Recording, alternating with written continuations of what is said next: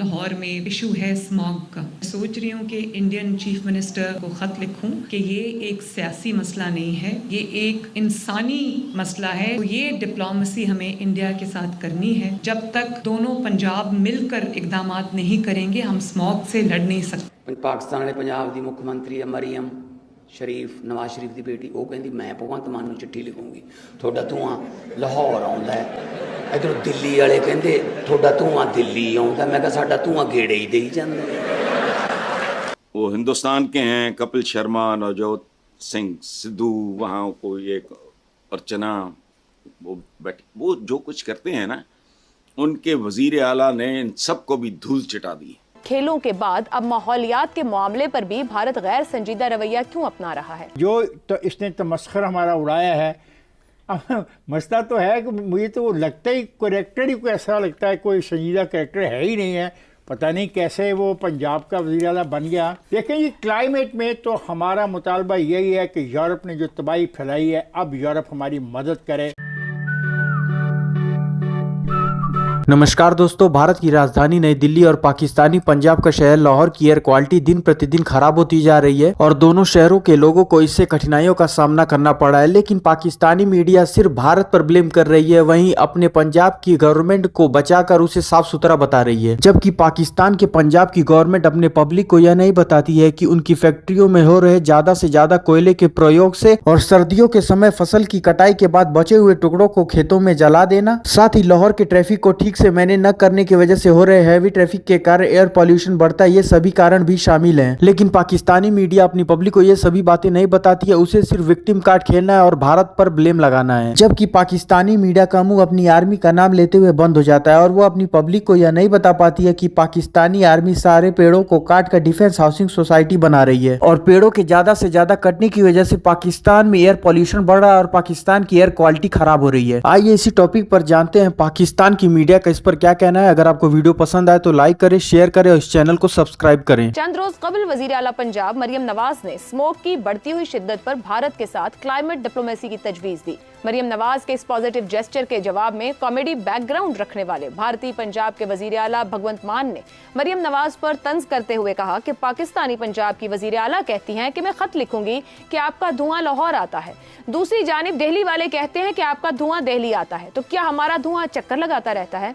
मैं मरियम नवाज को कहता हूं कि बीबी तुम भी चिट्ठी लिख लो। जो उनका भगवत मान है उससे तवक्को करते हुए संजीदा बात करे तो मुझे हैरानगी होती है। सर वजीर आला है, वो तो वहाँ की हुकूमत भी खैर संजीदा रवैया नहीं अपना रही। पूरा जो स्टेटमेंट है, अगर वो पूरा का पूरा आप सुन के सुनाएं तो उसमें कुछ और बातें भी उसने कही हैं।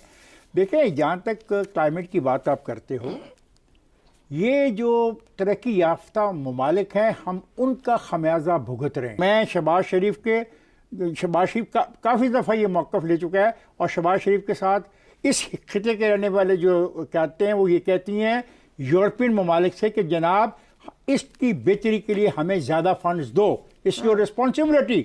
सुभान अल्लाह। अच्छा बात सुनो, हमारा इतराज इतना बच्चेगाना था, उसकी वजह हवाओं ने सिक्योरिटी क्लियरेंस और विजाज लेके आना होता है। क्या फजूल बात की है भाई। अगर वहां से यहां आ रही है हवा तो कल यहां से वहां भी चली जाएगी, इसका क्या है? मरियम औरंगजेब साहिबा वापस आई हैं, मरियम नवाज साहिबा के साथ दौरे पर थीं और वहाँ पर वो कितने ज़रूरी काम कर रही थी वो आपने पिक्चर्स में भी देखा कि बैग उन्होंने उठाया होता था, तो बहुत ज़रूरी था उनका वहाँ साथ जाना। बहरहाल यहाँ पंजाब जो था वो पूरा माहौल के हवाले से अगर आप देखें तो जहन्नुम बना हुआ था, जहाँ पे सांस लेना जो है मुश्किल था, ख़ास तौर पर जो बड़े शहर हैं पंजाब के।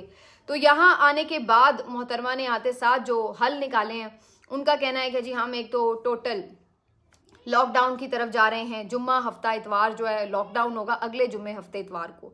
दूसरा उन्होंने कहा है कि जी बाकी जो आम दिन है इसमें भी 4 बजे तक रेस्टोरेंट खुले होंगे और उसके बाद सिर्फ टेक अवे सर्विस होगी। इसके अलावा जो स्कूल कॉलेज यूनिवर्सिटियाँ हैं ये सब बंद कर दी जाएंगी टोटल, और सारी जो क्लासेस हैं वो ऑनलाइन होंगी और वहाँ पे उन्हें मुंतकिल किया जाएगा। और उन्होंने ये भी कहा है कि अगर हालात मज़ीद ख़राब रहे तो उस सूरत में लॉकडाउन जो है वो उससे चंद दिन पहले भी लगाया जा सकता है, जो उन्होंने अनाउंस किया। तो ये कुछ मेजर्स जो हैं उन्होंने आते साथ अनाउंस किए हैं।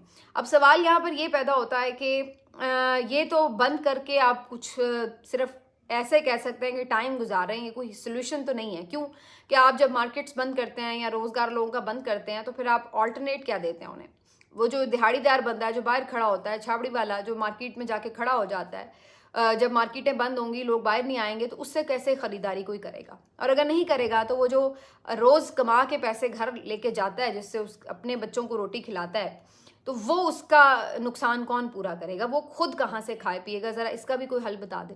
तो हमारी तरफ तो फिर भी कुछ हालात ठीक होंगे, लेकिन भारतीय पंजाब के अंदर तो तबाही फिरी हुई है। और क्यों फिरी हुई है ये मैं आपको बताऊंगा। अच्छा, भारतीय पंजाब के अंदर तबाही इसलिए फिरी हुई है कि इस वक्त भारतीय पंजाब जो है वो पूरे भारत के लिए पावर हाउस बना हुआ है।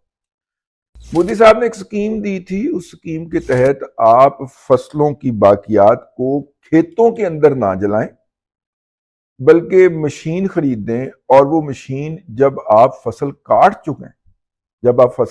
चुके हैं उठा लें, और बाकी जो फसलों के वड, जिसको पंजाबी में कहते हैं, वैसे ये गाली भी होती है, फसलों के जो वड होते हैं, इतने इतने रह जाएं या इतने इतने रह जाएं या इतने इतने रह जाएं, उसके ऊपर एक मशीन चलाएं, और ये मशीन जो होगी उनको, उन वडों को समेट के गेलियों की शक्ल के अंदर लपेट देगी। वो गेलियां आप लेके जाएं पाकिस्तान, वहां पे पावर हाउस के अंदर।